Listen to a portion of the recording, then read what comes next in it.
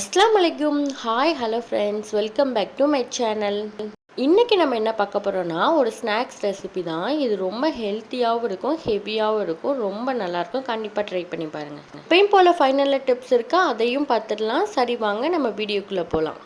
இந்த ரெசிபி செய்கிறதுக்கு நான் ஒரு 5 உருளைக்கிழங்கு எடுத்துக்கிறேன். நீங்கள் எந்த அளவு குவான்டிட்டியில் செய்ய போகிறீங்களோ அந்தளவுக்கு உருளைக்கிழங்கு எடுத்துக்கோங்க. அதை வாஷ் பண்ணி குக்கரில் போட்டு நம்ம அவிய வச்சிடலாம். உருளைக்கிழங்கு வேக வச்சுட்டு இன்னொரு சைடு நம்ம 3 முட்டை எடுத்துக்கிறேன், அதையும் நான் வேக வச்சிடலாம். முட்டை வெந்து வர கொஞ்சம் உப்பு, கொஞ்சம் எண்ணெய் சேர்த்துக்கலாம். இது ரெண்டும் வெந்து வர கேப்பில் நம்ம பிரெட் கிரம்ஸ் ரெடி பண்ணிடலாம்.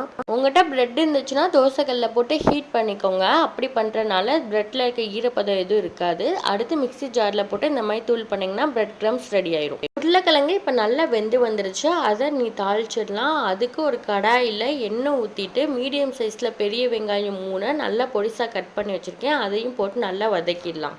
அவிச்ச உருளைக்கிழங்க தோல் எடுத்து இந்த மாதிரி மசிச்சு வச்சுருக்கேன், அதை நம்ம இந்த வெங்காயத்தோடு சேர்த்து நல்லா வதக்கி விட்டுடலாம். அடுத்து இதில் நம்ம மசாலா சேர்த்துடலாம். 1 ஸ்பூன் மிளகாத்தூள் சேர்த்துக்கலாம், 1/4 ஸ்பூன் மல்லித்தூள் சேர்த்துக்கலாம், 1/4 ஸ்பூன் மஞ்சத்தூள் சேர்த்துக்கலாம். அடுத்து 1 ஸ்பூன் கரம் மசாலா பொடி சேர்த்துக்கலாம். அடுத்து இதுக்கு தேவையான அளவு உப்பு சேர்த்து எல்லாமே நல்லா மிக்ஸ் ஆகிற மாதிரி கிண்டி விட்டுறலாம். மசாலா எல்லாமே உருளைக்கிழங்குல செய்கிற மாதிரி கிண்டி விட்டுட்டு இந்த டயத்தில் உப்பு செக் பண்ணிக்கோங்க. ஃபைனலாக கொத்தமல்லி தழை போட்டு இறக்குனீங்கன்னா நம்மளோட பேட்டர் ரெடி ஆயிரும். ஃபைனலாக எக் டெவில் செய்கிறதுக்கு எல்லாமே ரெடியாக இருக்குது. நம்ம அவிச்ச முட்டையை இந்த மாதிரி 2ஆக கட் பண்ணி வச்சுக்கலாம். நம்ம ரெடி பண்ண பிரெட் க்ரம்ஸும் ரெடியாக இருக்குது. நெக்ஸ்ட்டு ஒரு கிண்ணத்தில் இந்த மாதிரி முட்டை ஒன்று உடச்சி எடுத்துக்கலாம், அதை நல்லா கிண்டி விட்டுறலாம். அடுத்து நம்ம ரெடி பண்ணி வச்சுருக்க உருளைக்கிழங்கு மிக்ஸையும் ஒரு பவுலில் இந்த மாதிரி போட்டுக்கலாம். அடுத்து நம்ம ரெசிபி ரெடி பண்ணிடலாம்.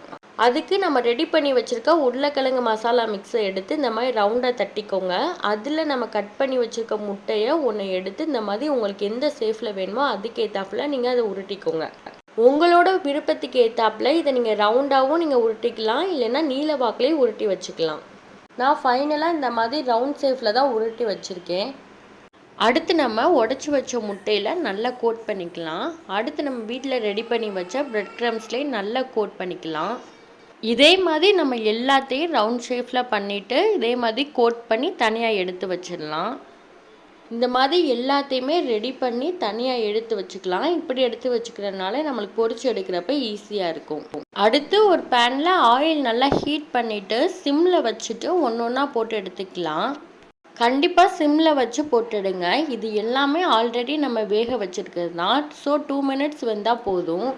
2 பக்கமும் நல்லா ஃப்ரை ஆனதுக்கப்புறம் நம்ம இதை வேறு பாத்திரத்தில் மாற்றிடலாம். கண்டிப்பாக இதில் டிஷ்யூ பேப்பர் வச்சுக்கோங்க, அப்போ தான் இதில் இருக்க ஆயிலெலாம் அதில் அப்சர்வ் ஆயிரும்.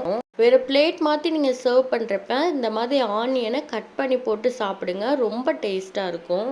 அதோட சாஸ் தொட்டு சாப்பிட்டிங்கன்னா டேஸ்ட் அல்டிமேட்டாக இருக்கும். கண்டிப்பாக ட்ரை பண்ணி பாருங்கள். உங்களுக்கு ஃப்ரைடு ஆனியன் பிடிச்சிருந்துச்சுன்னா ஆனியனை ஃப்ரை பண்ணி கூட இதோட சேர்த்து சாப்பிடுங்க, ரொம்ப டேஸ்ட்டாக இருக்கும். ஒன்று சாப்பிட்டாலே ரொம்ப ஹெவியாக இருக்கும். ஸோ டிஃப்ரெண்ட்டாக பிரேக்ஃபாஸ்ட்டு கூட இதை செஞ்சு சாப்பிட்லாம். இன்றைக்கி நம்ம உருளைக்கிழங்கை பற்றி ஒரு பியூட்டி டிப்ஸ் பார்க்க போகிறோம். உருளைக்கிழங்கை நல்லா வேக வச்சு மிக்சியில் அரைச்சி நல்லா பசை போல் வந்ததுக்கப்புறம் அதோட பசும்பாலை கலந்து ஃபேஸில் தடவிட்டு வந்தீங்கன்னா உங்கள் ஃபேஸ் எப்பயுமே ஆயிலியாக இருக்கா அப்படி ஃபீல் பண்ணிங்கனாலும், பிளாக் டேட்ஸ் இருந்துச்சுனாலும், பிம்பிள் இருந்துச்சுனாலும் அது போகிறதுக்கு ஹெல்ப் பண்ணும். ஸ்கின் ரொம்ப சுருங்கினமாக இருந்தாலும் நீங்கள் அதை கண்டிப்பாக ட்ரை பண்ணுங்கள், ஹெல்ப்பாக இருக்கும். இந்த வீடியோ டிப்ஸ் பிடிச்சிருந்துச்சுன்னா மறக்காமல் நம்ம சேனலை சப்ஸ்கிரைப் பண்ணிவிட்டு பெல் பட்டனை கிளிக் பண்ணிடுங்க. தேங்க்யூ.